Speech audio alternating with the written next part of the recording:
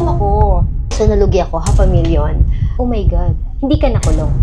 So, umabot kami sa point na hopya na lang kinakain. Every time na ikukwento ko to, maiyak na naman ako talaga. Oh, sorry na. Okay lang. Sa Dubai, ang dati kong trabaho, alam mo yung nagbebenta ng ticket sa Dubai Met. Yun yung pinakauna kong trabaho sa Dubai. I was hired here, pinadala kami ng Dubai, yan, nagbebenta ako ng ticket. Then, nag-resign ako, nagkaroon ako ng mga sideline because the schedule is very, very hard for me. Shifting yun eh. Ayoko na napupuyat. Bumabagsak talaga yung katawan ko. Then, nag-apply ako sa isang company, insurance company. Naging secretary ako ng general manager. Wow. Yun yung in-applyan ko. And minsan, kapag wala yung secretary na CEO, ako yung naging secretary. Tapos sabi ko, one time, ganito yung gusto ko. Gusto ko yung Christina tawag sa akin ng boss ko, English siya, British. I need Galman here. Parang ganung utos sa akin. Christina, I need a report tomorrow. Sabi ko, paano niya nagagawa maging CEO, maging general manager? Parang laging stress. Pero minsan kapag bakasyon, for 2 weeks, bakasyon lang talaga, sabi ko, gusto ko yung ganun. Pag bakasyon, hindi siya nai-istorbo. Tapos parang iba yung pakiramdam na ipapatawag mo yung mga tao, bibigyan mo ng feedback. Pipirma ka lang. Grabe. Tapos nakikita ko pa yung salary ng boss ko dati kasi ako yung secretary. Sobrang laki ng sahod. Tapos sabi ko, baka kailangan maging manager ako or CEO para yumaman. Yung mindset ko before. Yes. Eto na ang hindi inaasahan. Na-terminate ako. Tinerminate niya ako because for him, I wasn't performing good enough para patagalin pa niya as his secretary ng general manager. So yun yung point na, alam mo yun, may problema ka na sa love life, na-terminate ka pa. Nagsabay-sabay na. And then nasa Dubai ka pa that time. Nasa Dubai pa ako that time. Grabe, paano mo hinandle yung ganung situation? Wala kang choice. You have to be strong. Yun yung kwento ko na kami ng ex-boyfriend ko. Sabay yun, wala ko trabaho. Tapos, syempre, OFW, hindi naman ganun kalaki ang sahod. Yes. So, umabot kami sa point na hopya na lang kinakain namin. Wala na talaga kaming pera. Nakakaiyak yun, no? Hopya na lang. Isipin mo kung ikaw yung... grabe, naiyak ako. Yun. Umabot kami sa point na yun na, syempre, hindi ko naman pwede sabihin sa magulang ko. Wala naman may tutulong. Wala naman din sila may papadalang pera sa akin. So, tinago mo sa kanila? So, tinago ko sa kanila. Yeah. Tinago ko. Hindi nila alam. Yeah, sinabi ko lang na nagbago na ako ng work nung kahanap na ako ng ibang work. Yun yung mga struggles ko sa Dubai. Kaya ako nag-CEO. Kaya sabi ko, nung tinerminate niya ako, sabi ko, one day, gagalingan ko at magiging CEO din ako. Yun. Then nag-start yung pangarap ko. Nahirap kapag OFW ka, wala ka malapitan. Ito. Kasi ma'am, yung mother-in-law ko, OFW din siya. So, parang napipil ko na ganun same kayo ng feelings. Kasi may mga apo siya, and bata pa yung mga anak niya, which is yung husband ko pa. Bata pa sila nung iniwan niya. So, grabe yung dinanas niya, na broken-hearted din siya. Grabe, parang kaya sabi ko ganun pala talaga kasakit kapag OFW. Pag OFW ka, kasi wala ka naman doon ka mag-anak na, tara, inom tayo. Oo, broken ako, parang ganun. Wala akong pera, tara, samahan mo ako. Busy lahat ng tao sa ibang bansa. So, how do you manage? Paano mo na-manage, ma'am, na makaalis sa ganyang situation? Nakahanap ako ng bagong trabaho. Then, nag-part-time ako. Ako na si Miss Gluta ng Dubai. Galing. Oo, kumukuha ako ng mga products from Philippines. Nangutang ako sa friend ko rin. Kumukuha ako ng mga produkto sa Pilipinas. So, yung puhunan na nakuha ko, binili ko ng mga Gluta products. Lahat ng Gluta lotion, Gluta soap, Gluta capsules, lahat na ng pampaputi, at saka mga pang-scrub. Bumibili ako sa Pilipinas. So, pinapadala ko dito, binibenta ko ng ×3. Yun yung naging part-time ko. Galing, hindi ako dito nagsimula talaga ng sideline. Parang baliktad siya. Like, nasa Dubai siya, pero yung part-time mo, from here, Yes. Philippines. Yes, nag-aangkat ako dito ng mga grabe produkto. ang mindset, Oo, pinapadala ko doon, binibenta ko doon sa mga katrabaho ko. Doon ako nag-start ng Gluta because ang idea of Gluta Drip sa Dubai yung nag-start. So, I have 2 friends na heartbroken. Gusto nilang gumanda. Feeling nilang pangit nila kasi niloko sila ng mga jowa nila. Sabi nila sa akin, merong Gluta Drip na instant, puputi ka na, kikinis ka na, tapos nag-glow ka. Naghanap ako ng gamot for them. Tapos nag-ambag-ambag kami. Nag-research lang ako. Then nakakita ko ng supplier sa Pilipinas. Nagpadala ko ng gamot sa Dubai. Kumuha ko ng nurse nila na mag-i-inject sa kanila. Then nagustuhan namin yung results. Sobrang ganda. 1 session, 2 sessions, nag-glow ka na. Doon nag-start. Ang galing, grabe. Doon nag-start. Hanggang sa, medyo marami yung nabili kong box na una. Hindi ko in-expect na medyo marami siya. Naghanap ako ng buyer sa Dubai. So, ang ginawa ko, gumawa ako ng Facebook page ng Gluta Drip. Yes. Then, pinost ko siya. Then, yung mga taga Dubai, inaalok ko ng drip. So, doon nag-start. Lahat sila Filipino. Filipino. Grabe. Then, sabi ko, ay, magandang business kasi nabibenta ko siya ng times 3. Tapos, kumuha pa ako ng nurse ko doon. Yung time na yun, ma'am, ikaw lang mag-isa yung nag-handle ng business na yun? Or... Ako lang. Grabe. Ako lang. So, ang lakas ng loob mo kasi nasa ibang bansa ka pero nakakapag-handle ka ng ganong klase ng Yes. So, ang ginagawa ko kasi ang trabaho ko is 9 to 6 p.m. Yes. So, yung 6 p.m., imimit ko na yung mga orders sa LRT sa Dira City Center. Mga taga Dubai. Sa Dira City Center Station. Pupuntahan nila ako doon. Ibibigay ko na ang mga epektos, ang mga Gluta Drip, tapos bayad. Minsan nag-deliver ako sa mga bahay. Sila na yung bahalang magpaturok sa nurse. Oo, yung iba nurse, kasi maraming nurses sa Dubai. Yung iba naman, if they don't have a nurse, I have a nurse. Yung iba naman na gusto sa bahay ko, lang yun, room lang yun. What do you call that? Before unit, isa sa unit ko, doon nag-i-inject ka na. Galing. So, illegal siya. Oo, time. diba? From Dubai, parang ano siya. And umabot ako ako sa, ang dami ko pinadala. Kasi niro-roll ko hindi ko pa ginagastos yung profit eh. Mabot ako sa na-hold lahat ng customs. Siguro 500,000 yung budget. Di ba, remember, inutang ko lang yung pera sa friend ko. Yes. So, Lugi ako. So, nalugi ako, 500,000. Kinuha ng customs lahat ng gamot. oh my God. Hindi ka nakulong. Hindi ako nakulong, kaya lang hindi ko na makuha. Kasi wala ko lisensya na, wala ko trade license na For that. pwede ako magnegosyo sa Dubai. So, anong ginawa mo? Yeah, realization ko yun. It's a blessing in disguise. Sabi, iyak ako syempre kasi inutang ko lang yung pera na yun eh. A risk taker lang talaga ako, malakas ang loob ko. Sabi ko, since na ang mga Pilipino naman ang mga client ko, bakit hindi ko siya sa Pilipinas gawin? So, ayan. Nagka-idea ako. Then, if hindi siya mag-work, I wanna go back to Dubai, magpapaprocess na lang ako ng visa. So, ang ginawa ko, nagbayad ako sa friend ko na nag-aasikaso ng visa. Yes. Residence visa. Nag-resign ako sa company. Umuwi ako ng Pilipinas, sa lakas ng loob ko. Sabi ko, doon ko i-start yung Gluta Drip. Nung umuwi ako ng Pilipinas, I remember, humiram uli ako ng another 250 from my friend. 250,000 So, sa kaibigan ko. tinuloy mo yung hindi natapos na business sa Dubai. Tinuloy naman. ko. So, Yeah. Sabi ko, uwi ako ng Pilipinas, magnenegosyo ako. Itutuloy ko yung Gluta Spa na legal na. Sabi ko, magko-process na ako ng visa para makabalik-balik ako ng Dubai. Kasi sayang yung mga client ko eh. Nakapag-build na ako talaga ng solid client sa Dubai. Laki na rin tuwala nila sa'yo, ma'am. Sobrang laki na ng tiwala nila sa akin. Pero ito yung nangyari. Yung binigay ko na pang asikaso ng visa ko, nung nakauwi na ako ng Pilipinas, pina-follow up ko. Hindi niya na ako binabalikan, linak niya na ako. Na-scam ka. Na-scam ako, kinuha niya yung pera ko. Na-scam ako. So sabi ko, I have to make this work.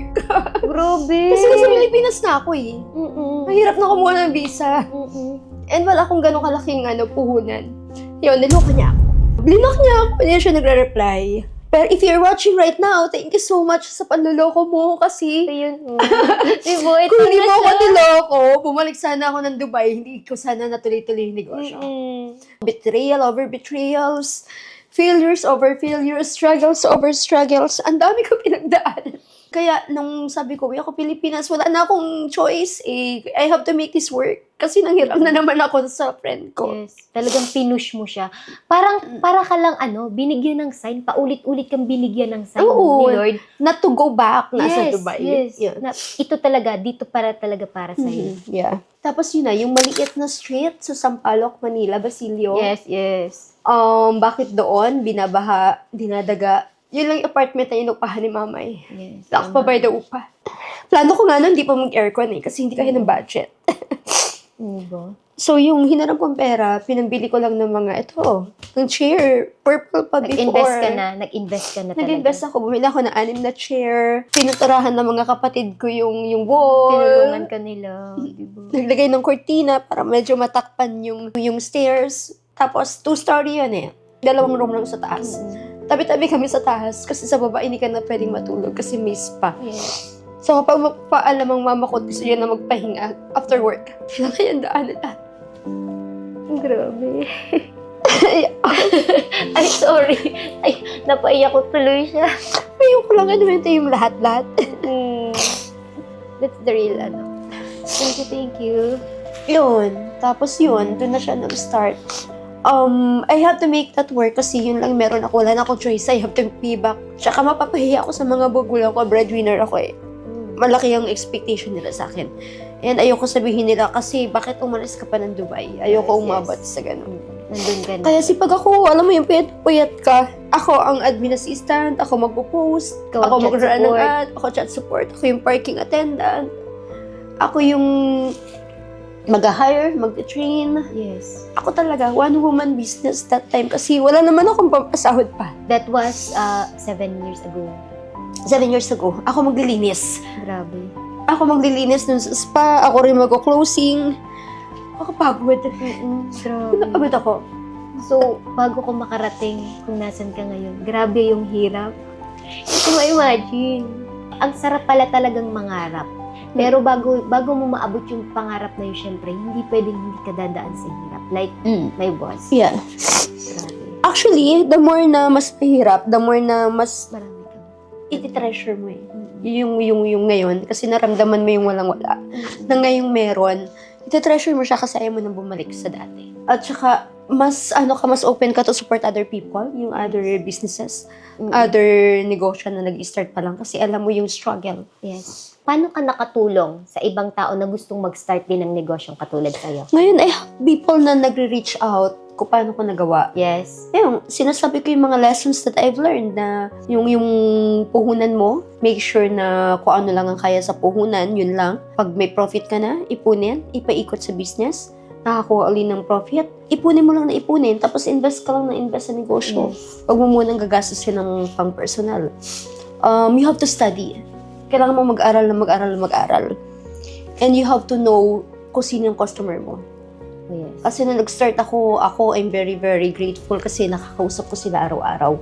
Wala naman akong choice. Ako lang talaga ang customer ikaw service. lang lagi. Grabe. Doon nila sinabi sa akin na very effective yung gluta, gusto namin yung story mo. They heard the story. Gusto namin yung story mo, gusto namin maging part ng success story mo. We trust you. Sobrang galing ng struggles mo and happy sila kasi Dubai pa lang tested and proven ko na yung gluta drip eh. Yes. Yung dinala ko dito, very effective siya. Happy sila sa effect, happy sila sa customer service. Pero more than that, happy sila na ako yung nagsaserve sa kanila. They trust me more than the product actually, aside from the product being very, very effective. So, dumami yung... Anong ginawa mong way para parang ma-promote? Di ba kasi may ganun that time? Mayroon ng promotion. Perfect, yeah. Yes. Anong ginawa mong way para mas ma-promote yung small business mo at napalaki siya ng ganito? Anong ginawa mong way? Yeah. Sa Dubai pa lang kasi meron na akong Facebook page. Yes. Kaya ako naging Miss Gluta ng Dubai. Ako talaga yung number 1 supplier din ng Miss mga gluta, yung mga gluta drip. Because may page ako doon and I run ads. Oh. Facebook ads, inaral ko talaga siya. Inaral ko na sa Dubai pa lang ako. Then, nang bumalik ako dito, isa sa pinaka number 1 na skills na inaral ko from scratch, na hanggang ngayon, expert ako, is running ads. Na hanggang ngayon, hindi Effective ko siya... talaga siya. hindi ko siya ma-delegate sa iba. Hanggang ngayon, ako pa rin nag-run ng ad. So, gumawa ako ng Facebook page ng Nicole Guta Lounge. That time, 7 years ago, pinopost ko yung mga picture ko before and after. Tapos, pinopost ko yung kami magkakapatid, yung na nagpapagluta. Tapos, nilagay ko yung presyo. Na-curious sila. Talaga ba? Nag-glow yung skin for only 1,500? So, 1,500 before. Tapos, nakita nila na ako mismo yung lumalabas, ako yung owner. Ikaw talaga. So, parang napatunayan mo yun daw through your, kasi ikaw mismo yung produkto eh. Ganun ako ganun ako katiwala doon sa produkto eh. Oh. Ako mismo gumagamit, ako mismo sasabihin ko na sobrang ganda ng produkto. So, hindi lang talaga sila naniwala dun sa product, kundi sa gumagamit din. Sa gumagamit which is ikaw. din. Grabe, no? Lahat pinatunayan mo na ikaw talaga, ito yun. Kita sa Cotes, di ba? Kita naman, no? Whiten Grabe, lang yan. Talagang whiten. whiten. Ang dami nagtataka kung ano daw ginagamit yung sapon. Of course, whiten soap. Lahat Yes. whiten. Kasi hindi naman ako maglalabas ng produkto. Ilalabas ko sa market na hindi ko pinagkakatiwalaan. Yes. Alam niyo yan, ang dami kong samples. Yes.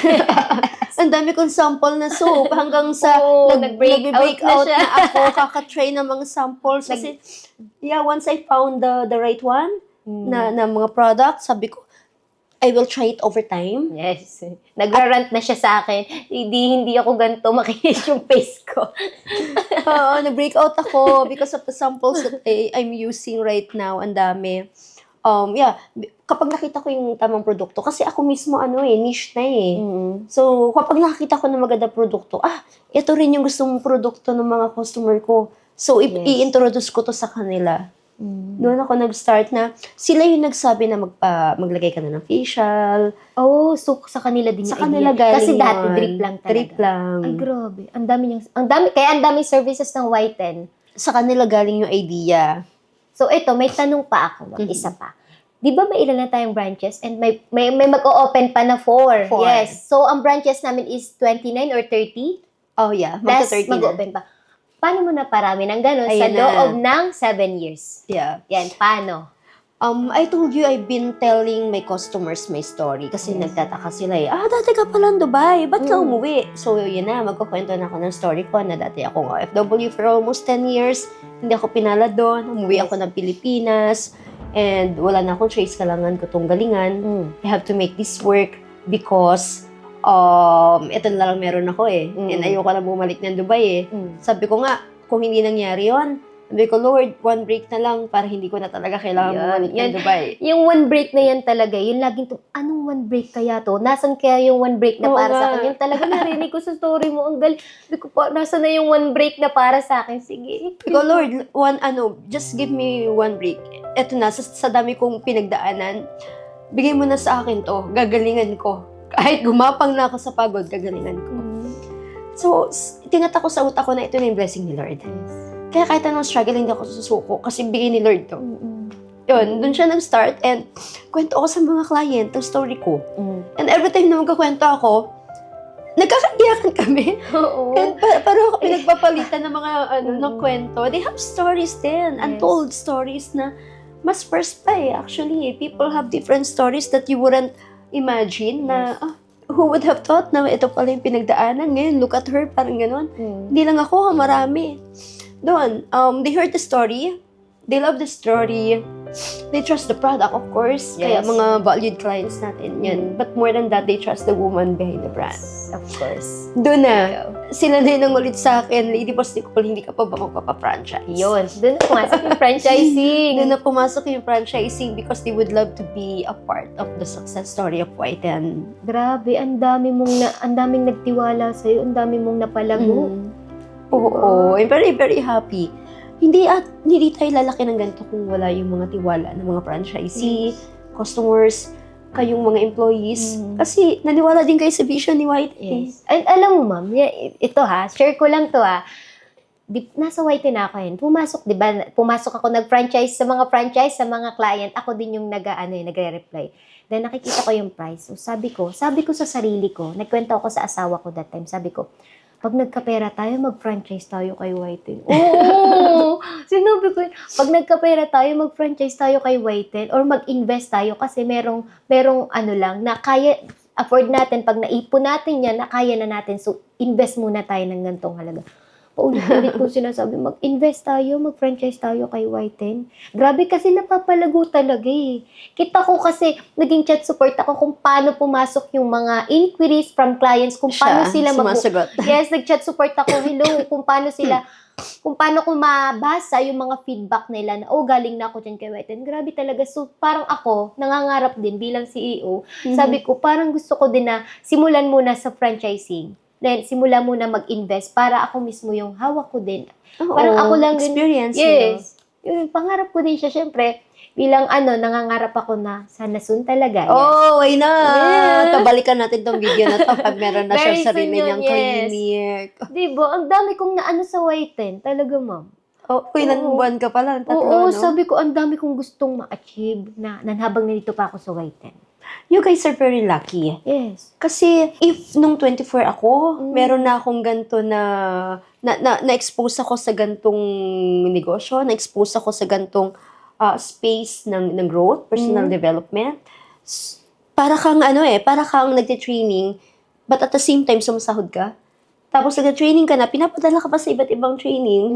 So, happy ako sa mga katulad nyo, lalo yung mga Gen Z na very appreciative, na-appreciate nila na may salary, na-appreciate nila itong mga gantong Oo ganap. naman, sobra, ma'am. Na-appreciate, alam mo sila, kapag nung dinala sa training, maya ang thank you, ma'am.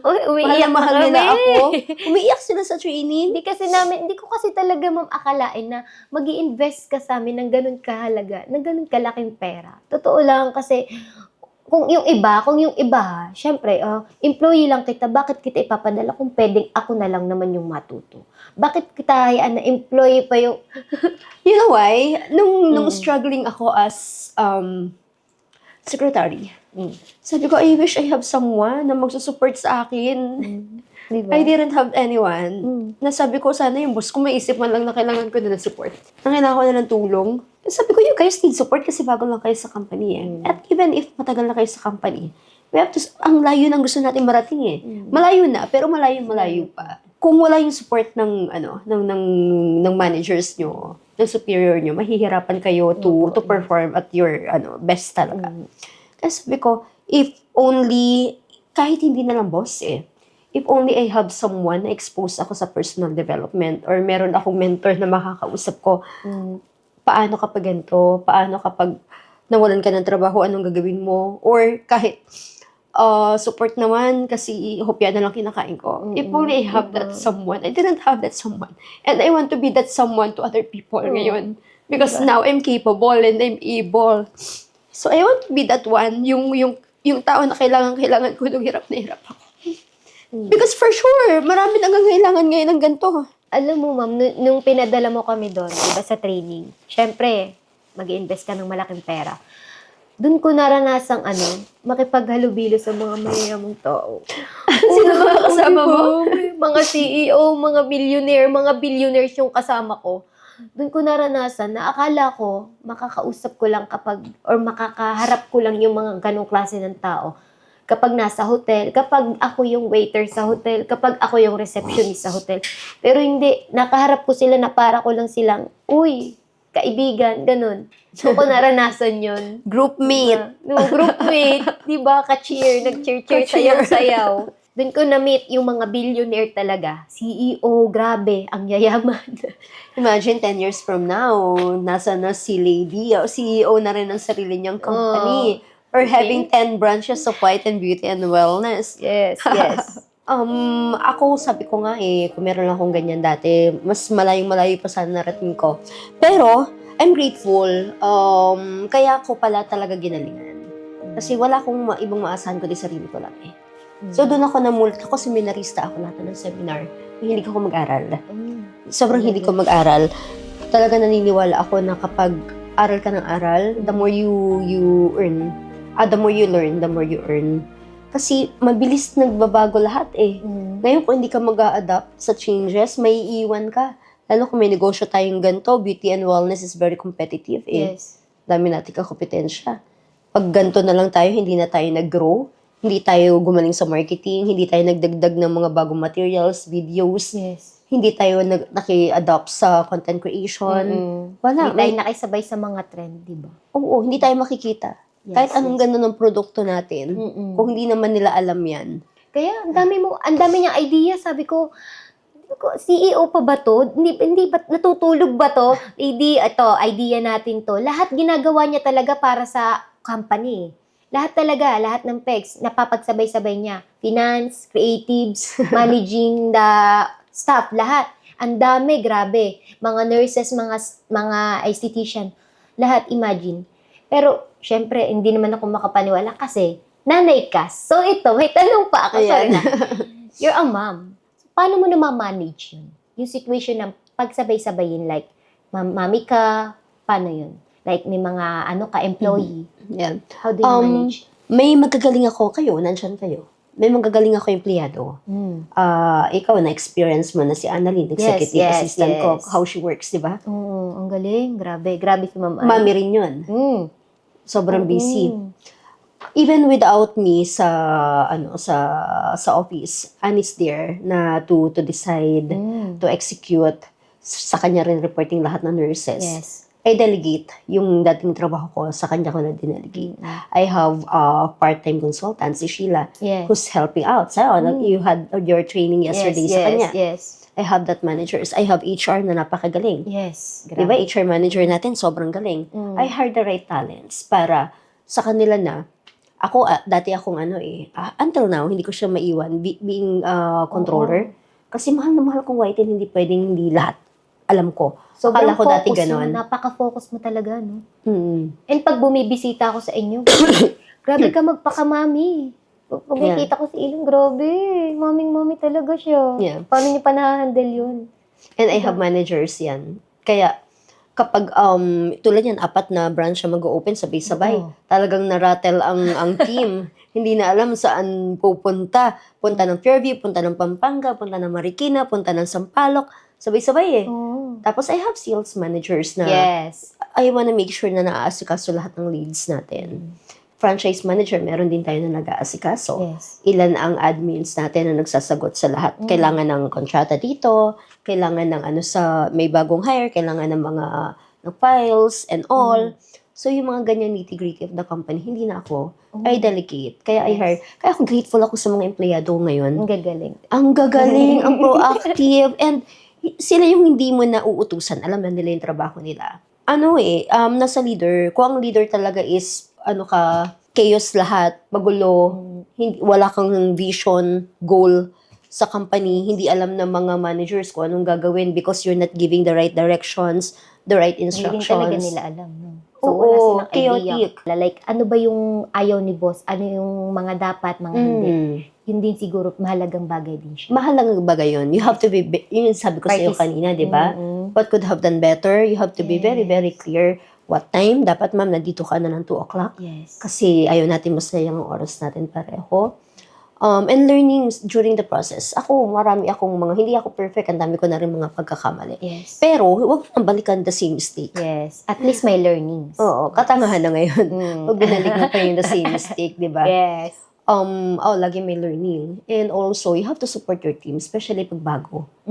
Kasi what do you expect? Bago yan tapos you expect the perfect agad? Yes. No, it's impossible.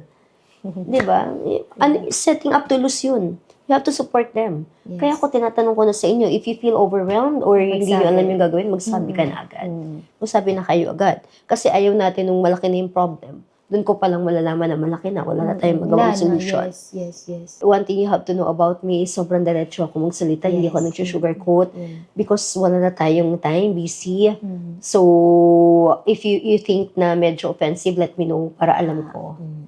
You feel bad sa sinabi ko, let me know. Baka hindi lang ako aware. Yes po. Lesson ko yan kasi I used to have... Naranasan mo na rin. Yeah, I used to have so many employees na umiiyak. Nasabi ko, shucks. Oo, nagkamali ako So, doon. realization Sa akin yun na sana naging gentle ako kasi hindi lahat katulad ko. Hindi lahat na ganito ka-strong yung personality. Hindi lahat kayang mag-accept ng feedback. Yes. Lalo kapag Gen Z, hindi ganun eh. Oh. Very emotional Yes. Maramdami ng Gen Z, alisan ka na yan agad. We have that May mga employees ako, 1 day lang, umuwi na. Na-offend. Sabi ko, shucks. O maybe, hindi na-brief buti or maybe my fault. Yes. So, hindi mo malaman Kaya dapat, umpisa pa lang, ito yung expectation. Ito yung gustong resulta. So, how to get there? I will help you how to get there. Let me know what you need. Kaya dapat you support them. Kaya supportahan mo talaga yung mga empleyado. Hindi yan pagpasok niya sa company, okay na lahat. No. You have to build them. You have to build your team. And ikaw dapat mismo as a leader. Ikaw ang magbibuild. Simulan mo. Hindi mo yan pwede i-delegate. Now that I can delegate, kasi na-build ko na yung mga managers, yung core team, pwede na. Pero before, it's really me. Ako talaga nag-train sa kanila. Nakabody sila sa akin pag mag-visit ako ng branch. Pag nag-visit ako ng branch, ano gusto kong makita? Pag nag-meet tayo sa franchisee, ano dapat? Paano makipag-usap? Kapag sa customer, pumunta ang client dito, paano dapat ang customer service natin? Maayos. Yes, presentable. Oo, presentable. All those, training ko na yung team ko na expectation. Ngayon, sila na yung nag-train sa inyo. Dumaan ka na sa lahat ng proseso, ma'am, no? Kaya alam mo na, ito, kilala mo na rin pagka halimbawa hindi align talaga sa Alam ko na. Kung interview pa lang alam ko na pag hindi aligned. Grabe. Ultimo one day interview Abalang-abala siya sa one-day interview. Imagine One-day ako. hiring. Yeah, one day hiring ako talaga. Siyempre, we don't want to waste time ng mga applicant eh. Lalo yung mga employee. Ang dami. Sobrang daming gusto makapasok sa White and Kaya ako, swerte-swerte ko talaga eh. Ang swerte-swerte ko, nakapasok ako dito kay White and nandito pa rin ako syempre Buti hindi ka natatakot sa akin. Maraming takot sa akin. Ayan. Maraming takot sa akin. Pumunta pala ako ng office. Oh, Diyos, LB. Pumunta si LB. Akala mo yung Devil Wears Prada na gustong magtago lahat? Grabe Actually, naman kayo. Actually, nandun yun, syempre, bilang employee din, nagsisimula pa lang ako. Pero yung mindset ko kasi, ma'am, kikilalanin kita eh. Inisip ko na, sige, ayaw ni LB nito, galit siya dahil mali ako. So, iintindihin ko yun. Hindi ko kailangan magpa-apekto na nagalit siya dahil dito. Hindi ko kailangan umiyak. Like, yun nga, may nagawa akong mali. Magsusorry na ako pag alam ko ako yung mali. Pero the way, ba't ako matatakot kung alam ko naman na mali yung bagay na yun? Hindi mo siya sumisigaw. Hindi naman siya monster. So, hindi. Para sa akin, hindi siya masungit. Oo, talaga. Talaga? Oo. Oh, happy to hear that. Yes, ma'am. Para sa akin talaga. Pagkakamalan ako masungit. So, ma'am, ayan. Last question ko na tayo. Yes. Anong ma-advise mo sa mga katulad ko na nangangarap maging ikaw? Oo. Diba? Anong ma-advise mo? Anong ma-advise ko sa mga nangangarap na maging ako? My journey wasn't easy. You have to be very, very ready for that. Ready kang masaktan, ready kang lokohin, ready kang madapa, ready ka sa yung akala mo bibigay ka na.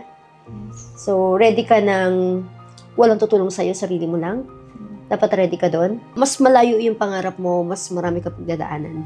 Ibig sabihin nun, kaakibat doon yung mas maraming struggles, challenges, trials, na hindi mo ina-expect na kaya mo pala. And be open for those challenges and struggles. Kasi hindi ka magiging strong without those eh. Hindi ka magiging makakarating kung saan ka pupunta ng smooth lang road. Lahat yan may rough road yan. And kung smooth lang lahat, binigay na lang lahat sa'yo eh. Hindi ka strong. What if mawala yan? Paano ka makakarating uli sa gusto mong puntahan? So, gagapang talaga. Gagapang ka. Hindi the destination yung importante eh. Yes. From employee, gusto mo maging CEO, hindi yung pagiging CEO importante eh. Makakarating ka dyan, for sure. Pero yung journey, nag-grow ka ba? Marami ka bang natutunan? Yes. You growing, you evolving, yun ang importante. Para kapag nakarating ka na dyan sa tugatog, mawala man lahat sa'yo yan. Ibalik ka man dito sa ilalim, kaya mo uling pumunta Kasi dyan. may learnings na. Kasi may learnings ka na eh. Kasi matatag ka na eh. Kasi kahit anong struggle, kayang-kaya mo na, napagdaanan mo na yan eh. Pero ang importante, wag na wag kang susunod. Grabe na ko, parang yung pangarap ko, hindi talaga ako nawawala ng pag-asa. Kapag nakakarinig ako ng mga ganyan katulad natin. You enjoy the process, you enjoy the journey.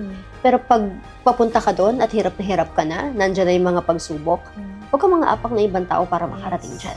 Wag kang mga apak, tumulong ka, okay nang ikaw yung maargabyado. Wag lang ikaw yung mga argabyado. Mas masama yun, may karma yun. Babalikan ka niyan, hindi mo alam kung kailan. Kahit gano'ng kahirap, be grateful sa pinagdadaanan mo. At magpasalamat ka, buhay ka. Yes. Ito pa lang, nabuhay tayo, miracle na to. Grabe. Yes. Blessings Miracle na to, talaga. ito pa lang. May air tayong hinihinga ngayon, hiningahan, malinis. It's a miracle na, it's a blessing na eh. No? And ito pa lang na ipinanganak tayo sa era ngayon ng AI, social media, technology. Napakaswerte na natin. Napakaswerte Ang dami na ng natin opportunity, no? Nandiyan na lang, Oo. igagrab na lang. Oo, hindi tayo pinanganak ng panahon diba? Sinakop tayo ng hapon, na nire-rape. Yes, sobrang hirap. Diba? Sobrang hirap, binubugbog, hindi, kailangan mo magtago. Ngayon, we're so blessed. Lahat blessing, para magising ka na lahat pala miracle, no? So, kikilos ka na lang talaga. Oo. Depende sa sa titingnan mo eh. If you look at life na you're grateful, you're happy, and everything is a miracle, then looking at life na gigising na naman ako, ayan na naman, magtatrabaho na naman ako, nakabase ka doon sa reklamo, Yes. doon sa negativity, mas marami kang negativity na makikita. Pero kapag nakapokus ka sa magagandang bagay, like being grateful, yan yung mamamanifest mo. Be grateful. Ako, sino bang bigway ko when I was starting this business? Family ko, kasi breadwinner na ako. Ngayon, ang bigway ko is my son. Kaya wala akong hindi kakayanin. Kaya ready ako eh. The more na I get more challenges and struggles, the more na mas maraming problema, the more I welcome it and I'm happy and grateful. Yes. Kasi I believe na the more na binibigyan ako ng mas malaking problema, ang laki ng tiwala ni Lord sa akin. Na kaya mo. Kasi alam niyang kaya ko itong pagdaanan. Thank you, Lord. Pagdadaanan ko to, give me more challenges. Kasi alam mong strong ako, kaya ko to. At alam ko na talagang sinusubok mo ko para mas maging stronger pa. Kasi malaki yung reward na parating. Yun mas malaki yung problem. Ang laki na naman ng reward na ibibigay sa akin ni Lord. Mas malaki yung kapalit. Malaki kapalit. Gusto ko din yung... Yeah. And wala na akong like kahit anong mangyaring problema, okay lang Kasi I'm very happy, grounded, nandyan anak ko.